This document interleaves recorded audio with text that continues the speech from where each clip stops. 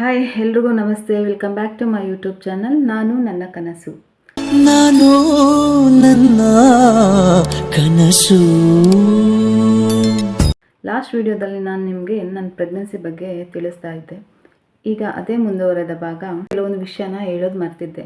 ಅದೇನೆಂದರೆ, ನಾನು ಪ್ರೆಗ್ನೆಂಟ್ ಆಗಿದ್ದೀನಿ ಅನ್ನೋದು ನನ್ನ ಕನ್ಫರ್ಮೇಷನ್ ನನಗೆ ಗೊತ್ತಿಲ್ಲದೆ ಇರೋ ಟೈಮಲ್ಲಿ ನಾನು ಏನೇನು ಮಾಡಿದ್ದೆ ಅಂತ ಅಂದರೆ, ನಾನು ವರ್ಕ್ ಮಾಡೋ ಪ್ಲೇಸಲ್ಲಿ ಅಂದರೆ ನಾನು ಹೊಟ್ಟೆ ನೋವು ಬಂದಿತ್ತು ಅಂತ ಹೇಳಿದ್ನಲ್ಲ, ಆ ಟೈಮಲ್ಲಿ ನಾನು ಆ್ಯಂಟಿಬಯೋಟಿಕ್ ಟ್ಯಾಬ್ಲೆಟ್ ತೊಗೊಂಡಿದ್ದೆ ಮತ್ತು ಹೊಟ್ಟೆ ನೋವು ಟ್ಯಾಬ್ಲೆಟ್ಸ್ ತೊಗೊಂಡಿದ್ದೆ. ಹಾಗೆ ಅಮ್ಮ ಮನೆ ಶಿಫ್ಟ್ ಮಾಡ್ತಾಯಿದ್ರು. ಸೊ ಆ ಟೈಮಲ್ಲೂ ಕೂಡ ನಾನು ಅಂದರೆ ಅವ್ರಿಗೆ ಹೆಲ್ಪ್ ಮಾಡಿದ್ದು, ಪಾತ್ರೆ ವೆಯ್ಟು, ಹಾಗೆ ನನಗೆ ಅಂದರೆ ಪಾತ್ರೆ ಜೋಡಿಸೋ ಟೈಮಲ್ಲಿ ಜಂಪ್ ಮಾಡಿದ್ದು, ಹತ್ತಿ ಇಳಿದಿದ್ದು, ಗಾಡಿ ಓಡಾಡಿಸಿದ್ದೀನಿ.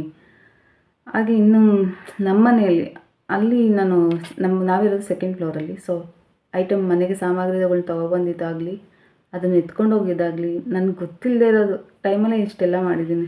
ಅಂದರೆ ನನ್ನ ಮಗಳು ಎಷ್ಟು ಸ್ಟ್ರಾಂಗ್ ಅನ್ನೋದು ಅದರಿಂದನೇ ಗೊತ್ತಾಗುತ್ತೆ. ಅವಳು ಸ್ಟ್ರಾಂಗ್ ಆಗಿರೋದಕ್ಕೆ ಅವಳು ಈಗ ನಮ್ಮ ಜೊತೆ ಇದ್ದಾಳೆ. ನಮ್ಮ ತಂದೆಗೆ ಮೊದಲನೇ ಸಲ ಈ ವಿಷಯ ಗೊತ್ತಾದಾಗ ಅವ್ರು ಯಾವ ಥರ ಪಾಸಿಟಿವ್ ವೆಬ್ಸ್ ಕೊಟ್ಟಿದ್ರು ಗೊತ್ತಾ? ಅವರು ಹೇಳೋದು ಅಂದರೆ, ಆಗಿನ ಕಾಲದಲ್ಲಿ 12, 13 ಅಂದರೆ ಒಂದು 10-12 ಮಕ್ಕಳು ಆ ಥರ ಇರ್ತಾಯಿದ್ರು. ಅವ್ರ ಅಮ್ಮಂಗೂ ಮಕ್ಳಿಗೆ ಯಾವ ಥರ ಇರ್ತಿದ್ರು ಅಂದರೆ, ಅವರ ಮಗಳೂ ಪ್ರೆಗ್ನೆಂಟಾಗಿ ಮಗುವಾಗಿದ್ದರೆ ಅವ್ರ ಅಮ್ಮಂಗೂ ಅದೇ ಬಾಣಂತಿ ಇರ್ತಿದ್ರಂತೆ. ಆ ಥರ ಏಜ್ ಗ್ಯಾಪ್ ಆವಾಗಲೇ ಇರ್ತಿತ್ತು. ಸೊ ನೀನು ಈಗಿನ ಕಾಲದಲ್ಲಿ ಎಜುಕೇಟೆಡ್ ಆಗಿ ನೀನು ಯಾಕೆ ಈ ಥರ ಥಿಂಕ್ ಮಾಡ್ತಿದ್ದೀಯಾ? ಡಾಕ್ಟರ್ ಹತ್ರ ನಾವು ಬೇಡ ಅಂತ ಹೋದಾಗ ಅವ್ರು ಕೂಡ ನಿಮ್ಮ ಏಜ್ ಏನು ಜಾಸ್ತಿ ಏನಾಗಿಲ್ಲ, ಈಗಿನ ಹುಡುಗಿರು ಮದುವೆ ಆಗೋದೇ 30 ವರ್ಷಕ್ಕೆ ಆಗಿರ್ತಾರೆ. ಅವ್ರು ಕಂಪೇರ್ ಮಾಡಿದ್ರೆ ನೀವು ನಿಮ್ಮ ಏಜ್ ಈಗ ಇರೋ ಇದಕ್ಕೆ ನೀವು 2ನೇ ಮಗು ಮಾಡ್ಕೊತಾ ಇರೋ ಟೈಮ್ ಕರೆಕ್ಟಾಗೇ ಇದೆ. ನೀವು ಬೇಗ ಮದುವೆ ಆಗಿರೋದು ನಿಮ್ಮ ತಪ್ಪು, ನಿಮ್ಮ ಮಗನ ಏಜು ಜಾಸ್ತಿ ಇರೋದು. ಸೊ ಅವನಿಗೆ ಹೇಳಿ ಅವನು ಅರ್ಥ ಮಾಡ್ಕೋತಾನೆ. ಈಗಿನ ಕಾಲದ ಮಕ್ಕಳು ಇನ್ನೂ ಚೆನ್ನಾಗೇ ಅರ್ಥ ಮಾಡ್ಕೋತಾರೆ. ಅದ್ರ ಜೊತೆಗೆ ನಾನು ಇನ್ನೂ ಒಂದು ಡೌಟ್ ಏನು ಕೇಳಿದೆ ಅವ್ರನ್ನ ಅಂದರೆ, ನನ್ನ ಮನೇಲಿಗೆ ಈಗ ಚೆಕ್ ಮಾಡಿದ್ರು ಕೂಡ ಅದೇಗೆ ಪಾಸಿಟಿವ್ ತೋರಿಸಲಿಲ್ಲ, ನೆಗೆಟಿವ್ ತೋರಿಸ್ತು ಅಂತ ಕೇಳಿದೆ. ಅದಕ್ಕೆ ಡಾಕ್ಟರ್ ಅವರು ಕೆಲವೊಂದು ಅಂದರೆ ಚೆಕ್ ಮಾಡೋ ಇದು ಕಿಟ್ ಪ್ರಾಬ್ಲಮ್ ಇರುತ್ತೆ, ಇಲ್ಲ ಅಂದರೆ ಲೇಟ್ ಪ್ರೆಗ್ನೆನ್ಸಿ ಇರೋದ್ರಿಂದ ನಮಗೆ ಆ ಥರ ತೋರಿಸುತ್ತಂತೆ.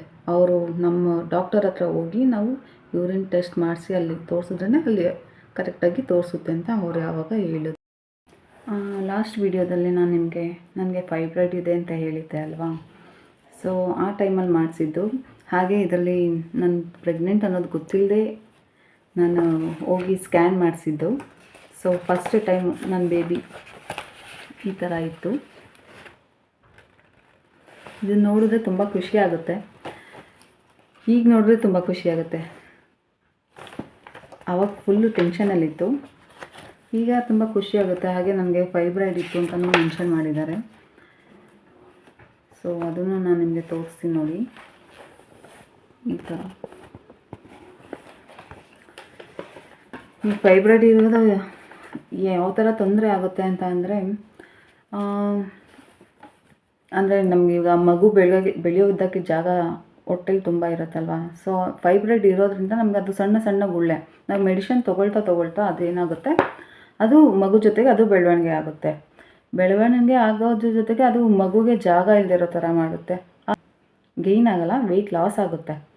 ಸೊ ಅದರಿಂದ ಫೈಬ್ರಾಯ್ಡ್ ಇಡಬಾರ್ದು. ಅದಕ್ಕೆ ನಮಗೆ ಫೈಬ್ರಾಯ್ಡ್ ಕಂಟ್ರೋಲ್ ಆಗಲಿ ಅಂದ್ಬಿಟ್ಟು ಟ್ಯಾಬ್ಲೆಟ್ ಕೊಡ್ತಾರೆ. ಆ ಟ್ಯಾಬ್ಲೆಟ್ ತೊಗೊಂಡ್ರೆ ನಮಗೆ ಫೈಬ್ರಾಯ್ಡ್ ಅಂದರೆ ಬೆಳವಣಿಗೆ ಆಗೋದು ಕಮ್ಮಿ ಆಗ್ತಾ ಹೋಗುತ್ತೆ. ನೆಕ್ಸ್ಟ್ ಬ್ಲಡ್ ಟೆಸ್ಟ್ ಕೊಟ್ಟಿದ್ದು, ಅದೇನಂದರೆ ಟ್ರಿಪಲ್ ಮಾರ್ಕರ್ ಬ್ಲಡ್ ಟೆಸ್ಟ್ ಅಂತ. ಇದು ಯಾವುದಕ್ಕೆ ಅಂತ ಅಂದರೆ, ನಮಗೆ ಕಸಿನ್ಸಲ್ಲೇ ಮದುವೆ ಆಗಿದ್ದರೆ ನಮ್ಗೆ ಆ ಮಗುಲಿ ಏನಾರ ತೊಂದರೆ ಬಂದಿದ್ದರೆ, ಅಂದರೆ ಅಂಗವಿಕಲತೆ ಏನಾದರೂ ಬಂದಿದ್ದರೆ ಆ ರಿಪೋರ್ಟು ಈ ಥರ ಇರುತ್ತೆ. ಇದರಲ್ಲಿ ನಮಗೆ ಫ್ಯೂಚರಲ್ಲಿ ಏನಾದ್ರು ಪ್ರಾಬ್ಲಮ್ಸ್ ಆದರೆ, ಅಥವಾ ನಮ್ಮ ತಂದೆ ತಾಯಿಗೂ ಏನಾದ್ರು ಪ್ರಾಬ್ಲಮ್ಸ್ ಇದ್ದು ಅದು ತಿಳಿಸ್ಕೊಡ್ತಾರೆ. ನಮಗೆ ಫ್ಯೂಚರಲ್ಲಿ ಏನಾದ್ರು ಪ್ರಾಬ್ಲಮ್ ಆಗುತ್ತೆ ಅನ್ನೋದು ಇದರಲ್ಲಿ ಗೊತ್ತಾಗುತ್ತೆ. ಆ ಟ್ರಿಪಲ್ ಮಾರ್ಕರ್ ಟೆಸ್ಟಲ್ಲಿ ನನಗೆ ಏನು ಪ್ರಾಬ್ಲಮ್ ಇರೋಲ್ಲ, ಎಲ್ಲ ನಾರ್ಮಲ್ ಇರುತ್ತೆ.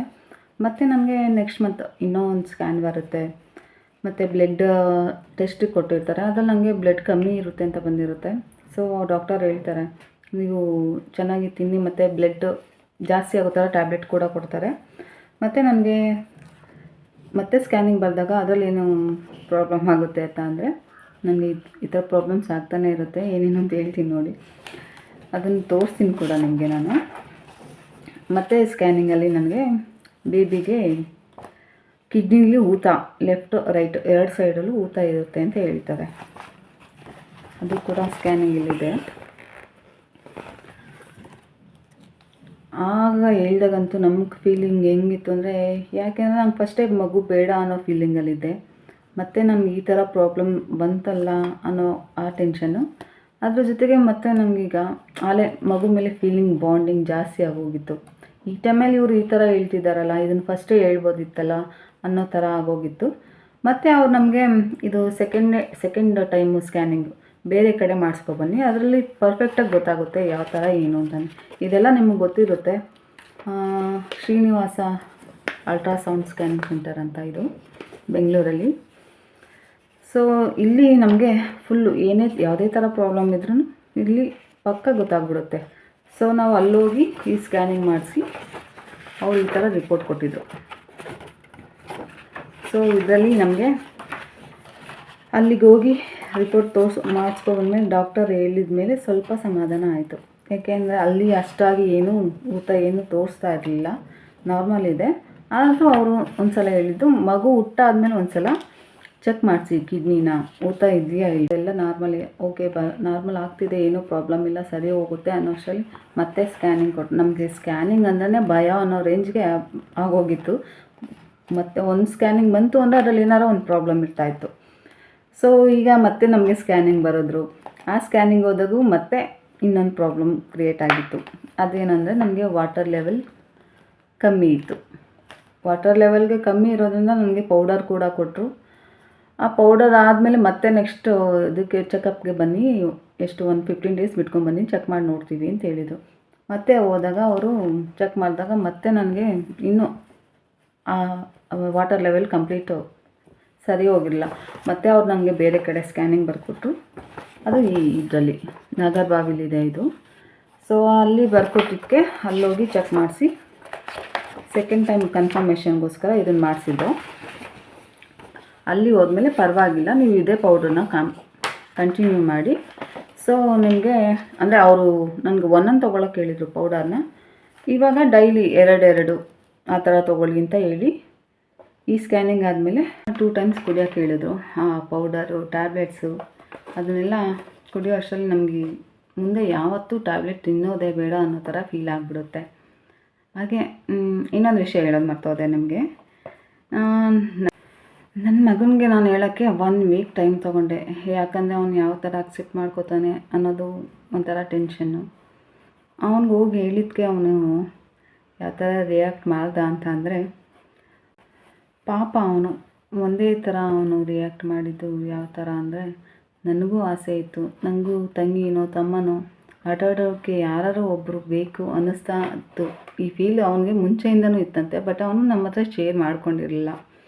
ಈಗ ಹೇಳಿದ್ದಕ್ಕೆ ಅವನು ಆ ಥರ ಆನ್ಸರ್ ಕೊಟ್ಟಿದ ತಕ್ಷಣ ನನಗಂತೂ ಎಷ್ಟು ಅಳು ಬಂತು ಅಂದರೆ, ಅವನು ಫುಲ್ಲು ಹಗ್ ಮಾಡಿಕೊಂಡು ಹತ್ಕೊಂಡು ಕೂತಿದ್ದೆ.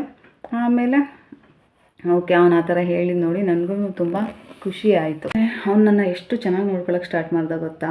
ಒಂದು ತಾಯಿ ನೋಡ್ಕೊಳ್ಳೋ ಥರ ಅವನು ನನ್ನ ನೋಡ್ಕೊಂಡು, ನಾನು ಕೆಲಸ ಮುಗಿಸ್ಕೊಂಡು ಬರೋಷ್ಟರಲ್ಲಿ ಅವನು ಸ್ಕೂಲಿಂದ ಬಂದು ಅವನ ಕೈಲಿ ಏನೇನಾಗುತ್ತೋ ಎಲ್ಲ ಥರ ಕೆಲಸನೂ ಮಾಡಿ ಮುಗಿಸ್ತಾ ಇದ್ದ. ನನಗೆ ಹೋಗಿದ ತಕ್ಷಣ ಟೀ ಕೂಡ ಮಾಡಿಕೊಡ್ತಿದ್ದ. ಹಾಗೆ 9 ಮಂತ್ಸ್ವರೆಗೂ ಫಸ್ಟ್ ವೀಕ್ವರೆಗೂ ವರ್ಕ್ ಮಾಡಿದೆ. ಆಮೇಲೆ 1 ವೀಕ್ ವರ್ಕ್ ಮಾಡಾದ್ಮೇಲೆ ಆಮೇಲೆ ಲೀವ್ ತೊಗೊಂಡು ನಾನು ಮೆಟರ್ನಿಟಿ ಲೀವ್ ಅಪ್ಲೈ ಮಾಡಿದೆ. ಯಾಕೆಂದರೆ ನಾನು ESIಯಲ್ಲೇ ಡೆಲಿವರಿ ಮಾಡ್ಕೊಳ್ಳೋ ಅನ್ನೋ ಥರ ಪ್ಲ್ಯಾನ್ ಇತ್ತು. ನಾನು 2 ಕಡೆನೂ ತೋರಿಸಿದೆ, ಒಂದು ಪ್ರೈವೇಟಲ್ಲೂ ತೋರಿಸ್ತಿದ್ದೆ, ಹಾಗೆ ESIಯಲ್ಲೂ. ನಾನು 8 ಮಂತ್ಸ್ಗೆ ಪ್ರೈವೇಟಲ್ಲಿ ತೋರಿಸೋದು ಸ್ಟಾಪ್ ಮಾಡಿದೆ. ನೆಕ್ಸ್ಟ್ ನಾನು ESIಯಲ್ಲೇ ಹಾಗೆ ಕಂಟಿನ್ಯೂ ಮಾಡ್ಕೊಂಡು ಹೋದೆ. ಒನ್ ಡೇ ಏನಾಯಿತು ಅಂತಂದರೆ, ನಾನು ಚೆಕಪ್ಗೆ ಅಂತ ಹೋಗಿದ್ದು. ಚೆಕಪ್ಗೆ ಅಂತ ಹೋದಾಗ ಅಲ್ಲಿ ಅವರು ಸ್ಕ್ಯಾನಿಂಗ್ ಬರ್ಕೊಟ್ರು.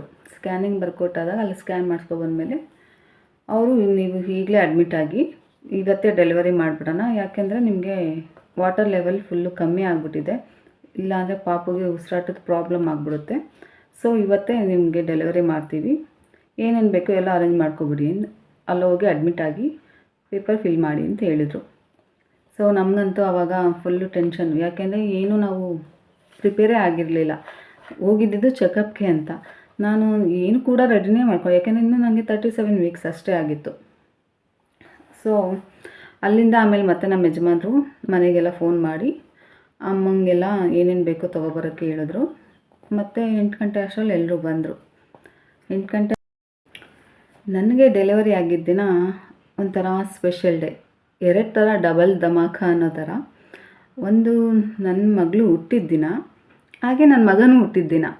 ಸೊ 2 ದಿನವೂ ಒಂದೇ ಸೆಲೆಬ್ರೇಷನ್. ಇಬ್ಬರದು ವರ್ಷ ನಾವು ಒಂದೇ ದಿನ ಸೆಲೆಬ್ರೇಷನ್ ಮಾಡ್ಬೋದು ಅನ್ನೋ ಥರ ಖುಷಿ. ಅವಳು ನವಂಬರ್ 29 ನೈಟ್ 2:42 ಹುಟ್ಟಿದ್ದು. ನನ್ನ ಮಗ ನವಂಬರ್ 29 2:18 ಹುಟ್ಟಿದ್ದು. ಅವನು ಸಂಡೇ ಹುಟ್ಟಿದ್ದು, ಇವಳು ಫ್ರೈಡೇ ಹುಟ್ಟಿದ್ದು. ಸೊ ಇಯರ್ ಅಷ್ಟೇ ಚೇಂಜು, ದಿನ ಅದೇ ಇದೆ. So full happy. ಯಾಕೆಂದರೆ ಇಬ್ಬರು ಬರ್ಡೇನೂ ಒಂದೇ ದಿನ ಸೆಲೆಬ್ರೇಟ್ ಮಾಡೋದು ಅಣ್ಣ ತಂಗಿದು ಅಂದರೆ ತುಂಬ ಖುಷಿ ಅಲ್ವಾ ಪೇರೆಂಟ್ಸ್ಗೆ. ಮನೇಲಿ ಡಬಲ್ ಧಮಾಕ ಅನ್ನೋ ಖುಷಿ ಇರುತ್ತೆ. ನಮ್ಮ ಮನೆಗೆ ಪುಟ್ಟು ಮಹಾಲಕ್ಷ್ಮಿ ಬಂದಿರೋದಷ್ಟೇ ಖುಷಿ. ಯಾಕೆಂದರೆ ಅವಳು ಶುಕ್ರವಾರ ಬೇರೆ ಹುಟ್ಟಿರೋದ್ರಿಂದ ಎಲ್ಲರೂ ಒಂಥರ ಹಾಗೆ ಅಲ್ವಾ, ಶುಕ್ರವಾರ ಹುಟ್ಟರೆ ಲಕ್ಷ್ಮಿ ಮನೆಗೆ ಬಂದಿರೋ ಥರ. ಸೊ ನಾವು ಅದೇ ಪಾಸಿಟಿವ್ ಫೀಲಲ್ಲಿ ನಮ್ಮ ಮನೆಗೆ ವೆಲ್ಕಮ್ ಮಾಡಿಕೊಂಡು. ಸೊ ನನ್ನ ಮಗಳಿಗೂ ನನ್ನ ಮಗನಿಗೂ ಏಜ್ ಗ್ಯಾಪ್ ಜಾಸ್ತಿ ಇರೋದ್ರಿಂದ ಐ ಫೀಲ್ ಸೋ ಹ್ಯಾಪಿ. ಯಾಕಂದರೆ ನನ್ನ ಮಗ ಅವಳಿಗೆ ಅಣ್ಣನ ಆಗದೇ ಒಬ್ಬ ತಂದೆ ಸ್ಥಾನದಲ್ಲಿ ಕೂಡ ಇರ್ತಾನೆ ಅಂತ ಒಂಥರ ಖುಷಿ ಜಾಸ್ತಿ. ಯಾಕೆಂದರೆ ಆ ಏಜ್, ಆ ಚಿಕ್ಕ ಮಗು ಇವಾಗ ಅವ್ರನ್ನ ನೋಡ್ತಿದ್ರೆ ಅವನಿಗೆ ಒಂಥರ ಫುಲ್ಲು ಹ್ಯಾಪಿ. ಎಷ್ಟು ಚೆನ್ನಾಗಿ ನೋಡ್ಕೋತಾನೆ ಗೊತ್ತಾ. ಒಂದಿನ ನಾನು ನಿಮ್ಗೆ ಅದನ್ನು ಬೇಕಾದ್ರೆ ತೋರಿಸ್ತೀನಿ ನೋಡಿ. ಬೈ ದ ವೇ ಅವ್ರ ಏಜ್ ಗ್ಯಾಪ್ ಎಷ್ಟಿದೆ ಅಂತ ಗೊತ್ತಾಯ್ತಾ? ಯಾರಾದರೂ ಗೆಸ್ ಮಾಡಿದ್ರಾ? ಈಗ ಆನ್ಸರ್ ಮಾಡ್ತೀನಿ ನೋಡಿ. ಅವ್ರಿಗೂ ಅವಳಿಗೂ ಏಜ್ ಗ್ಯಾಪ್ ಇರೋದು 15 ಇಯರ್ಸ್. ನಮಗೇನು ಬೇಜಾರೇನಿಲ್ಲ, ನಮಗಂತೂ ತುಂಬ ಖುಷಿ ಇದೆ. ಮೊದಲಿಗೆ ಬೇಜಾರಿತ್ತು, ಬಟ್ ಈಗ ಅವ್ರ ಅಟ್ಯಾಚ್ಮೆಂಟ್ ನೋಡಿದ್ರೆ ತುಂಬಾ ಖುಷಿ ಇದೆ. ಯಾರು ಏನೇ ಅಂದ್ರೂ ನಾವಂತೂ ನಮ್ಮ ಮಕ್ಕಳನ್ನ ಬಿಟ್ಕೊಡೋದಿಲ್ಲ. ನಮ್ಮ ಫ್ಯಾಮಿಲೀಲಿ ಈಗ ತುಂಬ ಅಂದರೆ ತುಂಬಾ ಖುಷಿ ಇದೆ. ನಮ್ಮ ಫ್ಯಾಮಿಲಿ ಫೋಟೋ ಫುಲ್ ಆಗಿದೆ ಅಂತ ಅನ್ನಿಸ್ತಾ ಇದೆ. ಯಾರು ಏನು ಬೇಕಾದರೂ ಅಂದ್ಕೊಳ್ಳಿ, ಆಡಿರೋರ ಮಾತು ಕಿವಿ ತಲುಪಿದೆ. ಆದರೂ ಅದ್ರ ಬಗ್ಗೆ ಏನು ತಲೆ ಕೆಡಿಸ್ಕೊಂಡಿಲ್ಲ. ಯಾಕಂದರೆ ಇರೋರು ನಾವೇ, ಅವ್ರನ್ನ ಬೆಳೆಸೋರು ನಾವೇ, ಮುಂದೆ ಫ್ಯೂಚರ್ನ ಅವ್ರನ್ನ ಕ್ರಿಯೇಟ್ ಮಾಡಿಕೊಡೋರು ನಾವೇ. ಯಾರು ಮಾತಾಡೋರೆಲ್ಲ ಬಂದು ಅವ್ರನ್ನ ನೋಡ್ಕೊಳ್ಳೋದು ಇಲ್ಲ, ಸಾಕೋದು ಇಲ್ಲ. ಸೊ ನಮ್ಮ ಮಕ್ಕಳು ನಾವೇ ಯಾರೋ ಬೆಳೆಸೋದು, ಯಾರ ಮಾತಿಗೂ ಕಿವಿ ಕೊಡ್ದೇ.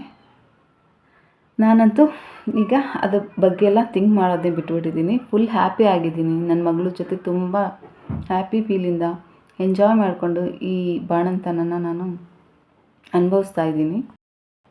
ಬ್ಯಾಡ್ ಕಮೆಂಟ್ಸ್ ಮಾಡೋರು ಮಾಡ್ತಾನೆ ಇರಲಿ. ನಮ್ಮ ಲೈಫಲ್ಲಿ ನಾವು ಹ್ಯಾಪಿಯಾಗಿ ಮುಂದೆ ಹೋಗ್ತಾನೆ ಇರ್ತೀವಿ.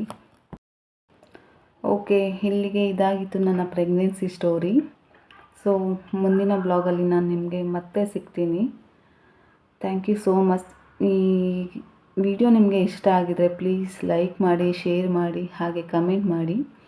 ಸಬ್ಸ್ಕ್ರೈಬ್ ಮಾಡೋದನ್ನ ಮರಿಬೇಡಿ.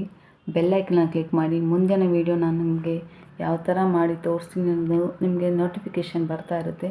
ಪ್ಲೀಸ್ ಹೀಗೆ ಸಪೋರ್ಟ್ ಮಾಡ್ತಾಯಿರಿ. ಬಾಯ್, ಟೇಕ್ ಕೇರ್.